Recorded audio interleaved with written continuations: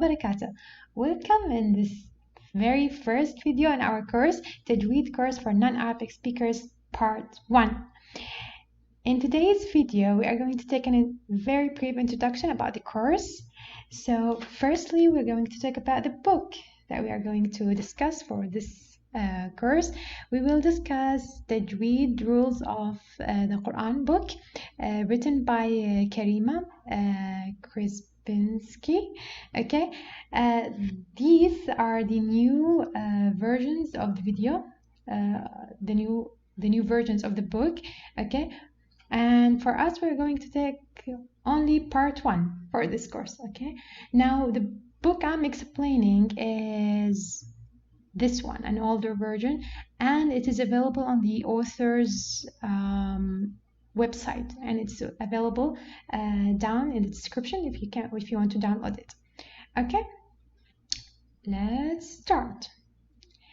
So for chapter 1, we're going to talk about Tajweed in general. Okay, what are the manners of the Quran holders, what is Sujood al-Tilawa, and what is Isti'adha and Basmala. What do we mean by this? What do we mean by Basmala?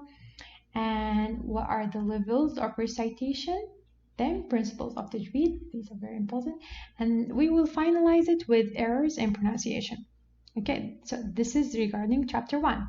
Chapter 2 is the heavy chapter where we are going to talk about a very important topic in Tajweed, which is Makharij al-Huruf, the articulation points of the letters. We're going to talk in detail about each makhraj and its letters. Okay? And chapter 3, we're going to talk about Ahkam al-Nun Sakina and al-Tanween, the rules of Nun Sakina and Tanween in details, inshallah, with their examples. And chapter 4, a bit easier chapter, the rules of Mim Sakina. And then we are going to talk about the Gunna and its separated chapter. And then the rules of Lam Sakina. Okay, then chapter 7, a bit a long chapter, but a very, very easy one, about the mudud, okay? Prolongation of some of the letters in the Tajweed. Why do we prolong? How long we prolong? Inshallah, we're going to discuss all this in chapter 7. Now, in chapter 8, we're going to discuss how the letters are formed, how we pronounce the letters, and we will finalize, I think, with chapter 9 by discussing the mechanism of the qalqala. Okay? Okay, at the beginning, the very first beginning, the author mentioned something called Snod, okay? And it's something really nice. She started with Snod Hafs. The way we are going to recite is Hafs and Asim. So this is the Isnad. What do we mean by Isnad? Isnad means when some reciter actually,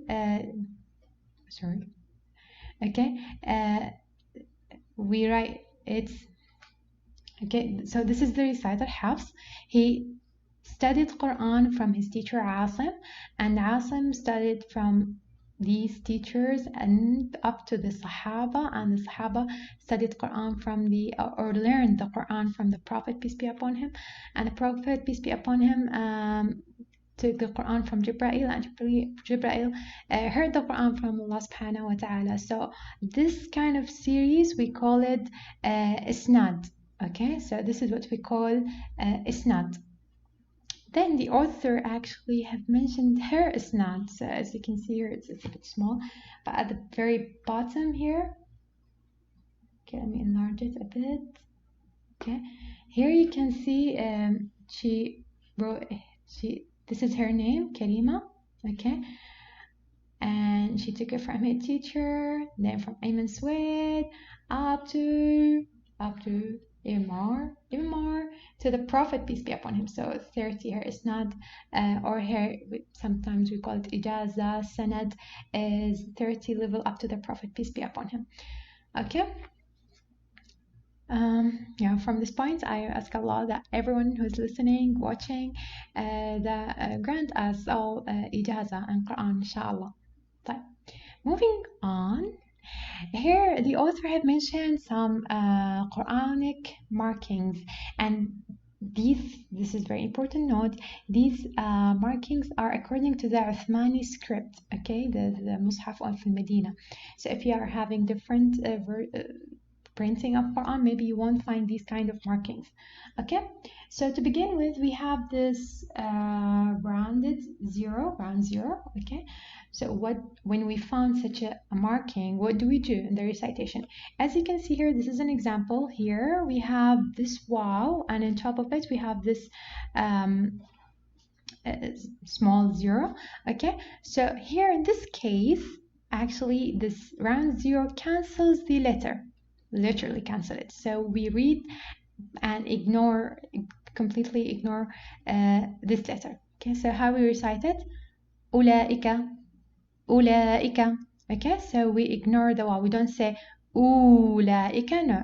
Because of this rounded zero, we cancel the letter under it. Okay, here same goes to this word.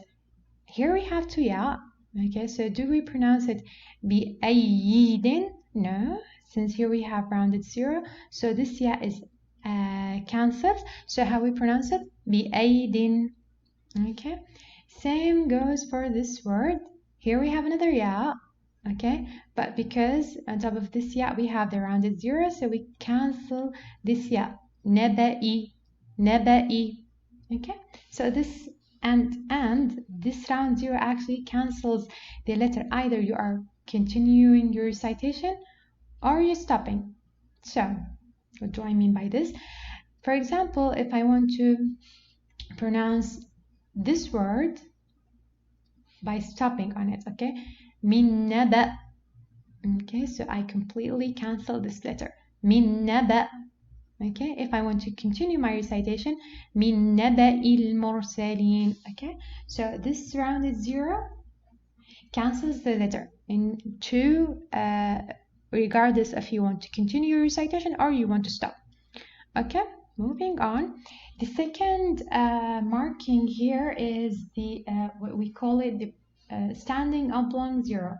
Okay, or a صفر المستطيل in Arabic. Okay, so this صفر المستطيل also cancels the letter. Okay, so if I want to recite قال أنا خير منه, أنا خير, أنا خير, I didn't say قال أنا خير, I didn't prolong. Okay, so I canceled the alif. Okay, so what's the difference between the oblong zero and the rounded zero? Actually, for the صفر المستطيل, if I want to stop, okay, I won't cancel the letter. What do I mean? Okay, so I want to pronounce أنا. Okay, and this أنا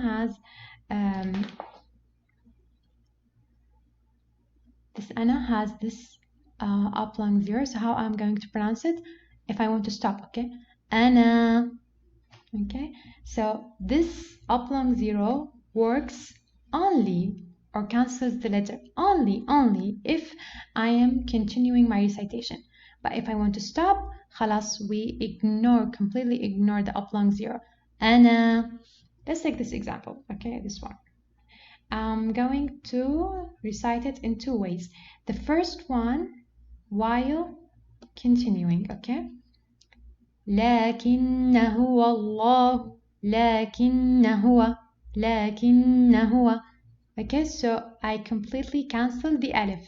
Okay, why? Because it has this oblong zero. But let's take the other case. If I want to stop on the word lakinna, okay, how do I stop? Remember, if I want to stop, we ignore the oblong zero. Let's try it. لكن.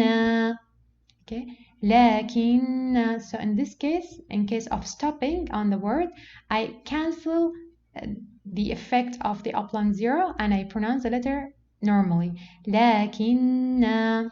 Okay, but in case of continuing in recitation, no. Here I have to cancel the letter because it has oblong zero. لكن هو الله. Okay, so now we have, just to recap, we have two types of zeros, either the rounded zero or the oblong zero.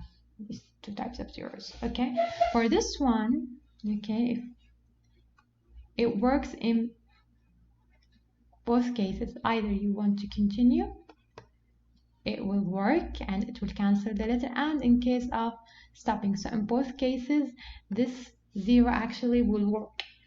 Now for the oblong zero, you have also two cases. Either you are continuing your recitation or you are stopping. Okay, so if you're continuing, it will work. Okay, it will cancel the letter. But in case of stopping, no, it won't cancel the letter. Okay, now the last Quranic mark we have here, this sign. Okay, it's very important to discuss this sign because this one is the sign of Sukun. Okay, I know that in normal Arabic books, the normal books, we have learned that the Sukun is this sign. Okay, not in the Uthmani script. In the Uthmani script, the sign of Sukun is this one. Okay, we call it Ra'sul Ha or Ra'sul Kha. Okay, why they pick this one for the Sukun?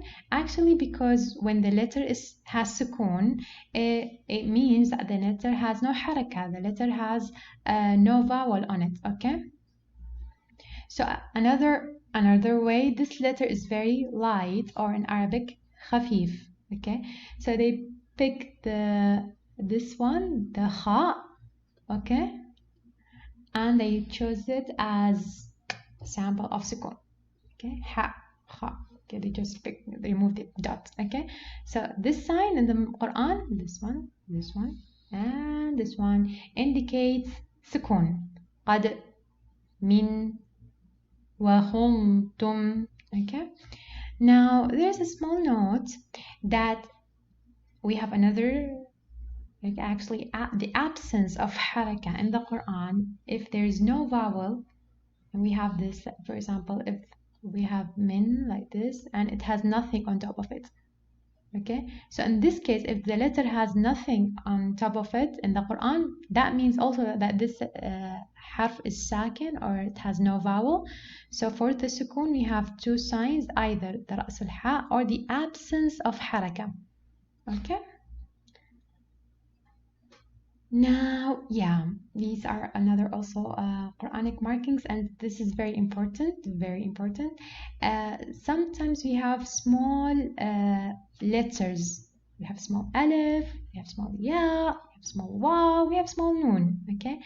Now, these, we recite them like any other large sized letter, okay? Regardless of the size of the letter, you have to pronounce it if it's there. So let's start with the small alif. Like here, for example, we had the word ar-Rahman, and we have this small alif. Can you see it? So this is the small alif. Here we have to pronounce it as if, exactly, as if the word is written like this. Ar-Rahman. Okay, Ar-Rahman. Okay, now here, this sign like this. Sorry. Okay, this sign is the sign of small ya. Okay, yuhyi. So how we pronounce this one? As if we have two yas. Okay, yuhyi. Okay, same here. We have bihi, and then something like this, something small. It's not written. طيب. So how we pronounce this? If it has the small, yeah, we pronounce it as exactly like this. B. Okay. Now for the small wow, here we have small wow, and here we have small wow. So for Dawood, we pronounce it exactly like this. Da, two wows, and then dal. Dawuda. Okay. Here the small wow also, we pronounce it like this, and here I have another small alif. So how we are going to pronounce it? Kitabuhu. Kitabuhu. Oh, sorry, where's ha? Okay. Kitabuhu biyaminihi. Okay. Now for the small noon, here we have this small noon. How we pronounce this word? like this. Okay. Nunji. Nunji. Okay. Here we have to hide this nun. Nunji. Okay. So we pronounce it as if there is two nuns. Okay. Oh, and that's the end of this video. Thank you very much for watching.